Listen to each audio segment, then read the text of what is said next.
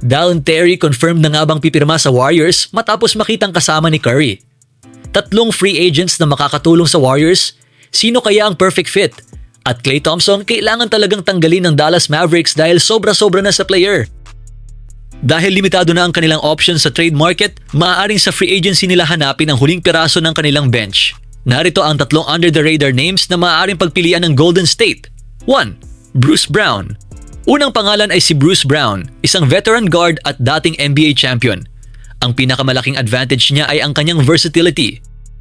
Hindi siya kailangang maging primary scorer para magkaroon ng impact. Kaya niyang mag-defend, mag-rebound, magdala ng bola at gumawa ng plays. Noong nakaraang season, nag-average siya ng 7.9 points, 3.9 rebounds, 2.1 assists, 1.0 steal at ang 38% shooting mula sa 3 ay maaaring maging interesting para sa Warriors. Pangalawa, Cam Thomas. Kung ang kailangan naman ng Warriors ay pure scoring, maaaring pag-isipan nila si Cam Thomas. Ibang klase ang offensive mentality ni Thomas kumpara kay Bruce Brown. Siya ay scorer na kayang gumawa ng sariling shot at mag-take over ng offense kapag kinakailangan. Noong nakaraang season, nag-average siya ng 13.5 points, 1.7 rebounds at 2.6 assists. Pero may malaking problema. 41% lamang siya mula sa field at 31% mula sa 3. Hindi rin siya kilala bilang elite defender o playmaker, kaya malaking gamble ito para sa Warriors. Pero 24 years old pa lamang si Thomas at may offensive talent na maaaring i-develop sa tamang system. Kung makuha siya sa short-term o veteran minimum type of deal, maaaring maging high upside gamble ito para sa Golden State. Pangatlo, Ben Simmons. At ito ang pinaka-interesting sa 3. Si Ben Simmons ay muling naghahanap ng pagkakataong makabalik sa NBA matapos ang isang season na hindi siya naglaro. Sa unang tingin, malaking problema ang kanyang shooting. Pero hindi naman shooting ang dahilan kung bakit naging all-star si Simmons noon. Mayroon siyang size, athleticism, defense, rebounding, ball handling, playmaking, positional versatility. Sa kanyang huling NBA season noong 2024-25, nag-average siya ng 5.0 points, 4.7 rebounds at 5.6 assists, kasama ang 0.7 steals at 0.5 blocks. Hindi impressive ang scoring numbers, pero bilang backup point guard at defensive playmaker, maaaring may value pa rin siya. At kung maibabalik kahit bahagi lamang ng dating athleticism ni Simmons, maaari siyang maging interesting addition sa second unit. Sino ang pinakamagandang fit? Kung overall fit ang pag-uusapan, maaari si Bruce Brown ang pinaka-safe option. Kung scoring upside, si Cam Thomas ang pinakamalaking gamble.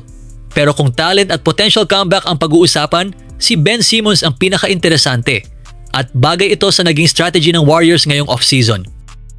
At ngayon, mukhang may bagong pangalan na lumalakas para sa huling roster spots ng Golden State Warriors. Si Dalen Terry ay nakita na nakaupo kasama sina Stephen Curry at Gary Payton ikalawa habang nanonood ng Golden State Valkyries game noong Monday. At dahil kamakailan lang ay naiulat na interesado ang Warriors na bigyan siya ng training camp invitation, natural lang na magsimula ang speculation. May dalawang malaking dahilan kung bakit may sense ang pagkuha kay Terry. Una, mayroon pang 2 open standard roster spots ang Warriors.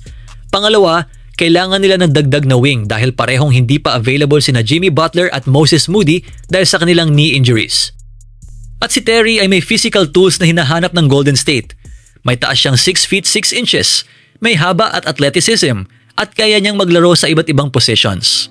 Hindi man siya proven scorer, maaring gamitin siya bilang defensive wing at energy player. Si Terry ay dating number 18 overall pick ng Chicago Bulls noong 2022. Pero hindi naging consistent ang kanyang production sa NBA. Sa loob ng 3.5 seasons sa Chicago, nag-average lamang siya ng 3.5 points per game sa 204 appearances. Noong nakaraang season, napunta siya sa Philadelphia 76ers at nag-average ng 4.1 points sa 14 games.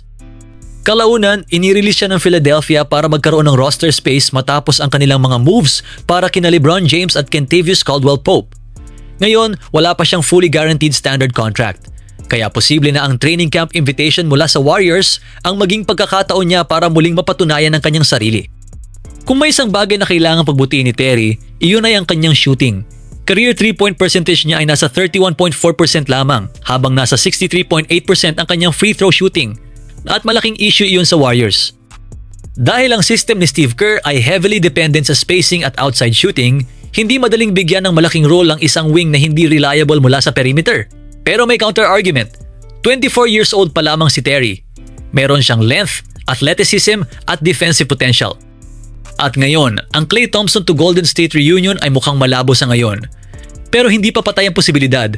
At ang pinaka-importanteng dahilan, may roster problem ang Dallas Mavericks na maaaring magbukas ng buyout scenario. May 16 players ang Dallas sa standard roster, habang 15 lang ang pwedeng dalhin sa regular season. Ang problema, hindi rin madaling tanggalin ang ibang players nila dahil karamihan ay may guaranteed contracts o bahagi ng kanilang bagong direksyon, kasama si Cooper Flagg. Kaya kung walang team na willing kunin si Klay via trade, maaaring dumating ang point na kailangan ng Dallas na pag-isipan ng buyout. At ito ang pinakamalaking opening para sa Warriors. Ito ang mahalagang distinction.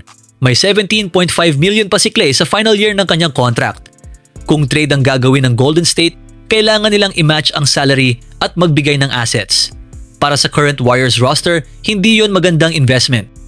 Mas logical para sa Warriors ang buyout ng Dallas si Klay at kunin siya ng Warriors via free agency. Kung mangyari yon, halos walang malaking asset na kailangang isakripisyo ng Golden State.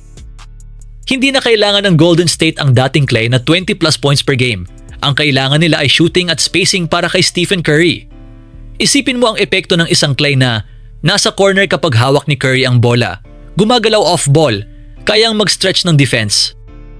May championship experience, pamilyar sa system ni Steve Kerr, pamilyar kay Curry at Draymond Green. Kahit hindi na siya superstar, may role pa rin siya sa isang Curry-led team. At higit sa lahat, alam na niya kung paano maglaro kasama si Steph. Kung maging free agent si Klay, magiging open competition ito. Miami Heat, ito ang pinakamalaking threat sa Warriors. May Giannis Antetokounmpo at Bam Adebayo ang Miami at kailangan nila ng shooting. Maaari ring bigyan si Klay ng malinaw na role bilang veteran shooter. Los Angeles Lakers, may natural connection din. Los Angeles native si Klay, habang ang kanyang ama na si Mychal Thompson ay dating Lakers player at broadcaster. Kaya kung hometown factor ang pag-uusapan, malakas din ang Lakers. Bakit hindi pa rin mataas ang chance? May ilang malaking dahilan. Una, hindi pa guaranteed na mabuyout si Klay. Pangalawa, mas gusto ng Dallas na makakuha ng trade value kaysa mawalan siya for nothing. Pangatlo, kung maging free agent siya, may Miami at Lakers na maaaring mag-offer ng mas attractive role. Pang-apat, hindi na rin guaranteed na si Klay ay magiging malaking difference maker sa edad na 36. Hindi pa ito isang Klay is coming back situation. Ang mas tamang sabihin, may isang pathway na pwedeng magbalik kay Klay sa Golden State. At ang pathway na yon ay Dallas buyout. Kung hindi siya matrade ng Mavericks at kailangan nilang magbawas ng roster, biglang magiging realistic ang Warriors reunion. At kung mangyari iyon, hindi na kailangang isipin ng Golden State ang $17.5 million contract niya.